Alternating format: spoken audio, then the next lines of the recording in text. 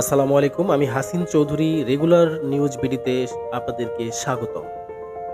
আজকে চ্যাম্পিয়ন্স ট্রফির ৬ষ্ঠ ম্যাচে অংশগ্রহণ করেছে বাংলাদেশ এবং নিউজিল্যান্ড। যেখানে বাংলাদেশ একটি ম্যাচ হেরে পিছিয়ে আছে, অন্যদিকে নিউজিল্যান্ড পাকিস্তানের সাথে একটি ম্যাচ জয়লাভ করে অনেকটাই সেমির দিকে এগিয়ে আছে। আজকে বাংলাদেশের বাঁচা মরার লড়াই। টসে বাংলাদেশ এবং নিউজিল্যান্ডের মধ্যে নিউজিল্যান্ড জয়লাভ করে বাংলাদেশকে ব্যাটের আমন্ত্রণ জানায় এবং বাংলাদেশ প্রথম দুটি উইকেটে অত্যন্ত ভালো পারফর্ম করার পরেও পরবর্তীতে ব্যাটিংয়ে ধস নামে এবং এক পর্যায়ে বাংলাদেশ ৯ উইকেট হারিয়ে ২৩৬ রান সংগ্রহ করে ২৩৭ রানের টার্গেট ছুড়ে দেয় নিউজিল্যান্ডকে। যেখানে উল্লেখযোগ্য রান করেছেন নাজমুল হোসেন শান্ত।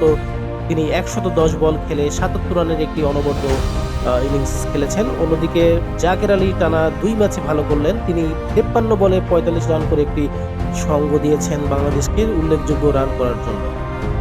এছাড়া তাসকিন আহমেদ ২০ বলে ১০ রান এবং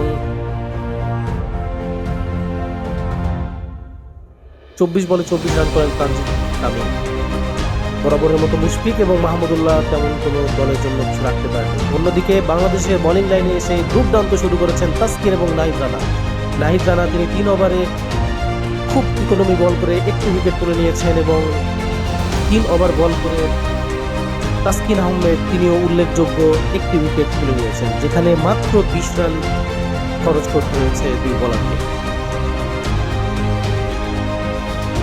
আজকের ম্যাচে যদি বাংলাদেশ জয়লাভ করতে পারে তাহলে বাংলাদেশের জন্য সেমির রাস্তা অনেকটাই পরিষ্কার হয়ে যায়। সামনে থাকে মাত্র পাকিস্তান, যেখানে পাকিস্তান দুটি ম্যাচ হেরে গিয়ে দলটি নড়বড়ে হয়ে গিয়েছে। ভারতের কাছে খুব ভালোভাবে নাকানি চুবানি খেয়েছে। বিরাট কোহলি একটি দুর্দান্ত সেঞ্চুরি হাঁকিয়েছেন।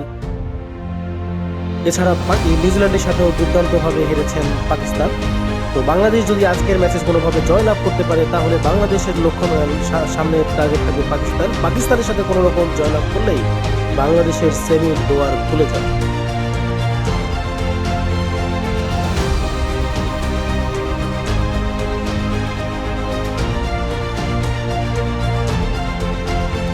বিস্তারিত আরও খেলার সংবাদ শোনার জন্য রেগুলার নিউজ বিডির সঙ্গে থাকুন।